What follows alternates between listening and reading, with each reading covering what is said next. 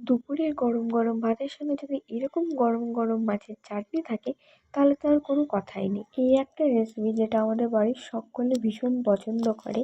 তো চলো কীভাবে বানাবে তোমরাও দেখে নাও। প্রথমে এখানে কিছুটা পুঁটি মাছ নুন আর হলুদ দিয়ে একটুখানি মিশিয়ে রেখেছিল। তারপরে সেগুলোকে তেলে দিয়ে খুব ভালো করে কড়া করে ভেজে নিয়েছি।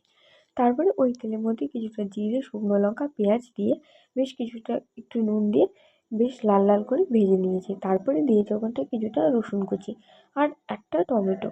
এগুলো দিয়ে খুব ভালো করে যখন একটু নরম হয়ে আসবে, তখন তার মধ্যে হলুদ, একটুখানি চিনি আর বেটে রাখা আদা, জিরে, কাঁচা লঙ্কা এই বাটাটা দিয়ে খুব ভালো করে কষিয়ে নেবে। তারপরে এর মধ্যে বেশ কিছুটা ধনেপাতা কুচি দিয়ে বেশ ভালো করে আরও কিছু সময় কষিয়ে নেবে। তারপরে পুঁটি মাছগুলো দিয়ে বেশ কিছুক্ষণ ধরে নাড়াচাড়া করার পরে পরিমাণ মতো জল দিয়ে দেবে। খুব বেশি একটা জল দেবে না। তারপরে ফুটিয়ে নামিয়ে ফেললেই রেডি আমাদের মাছের টক।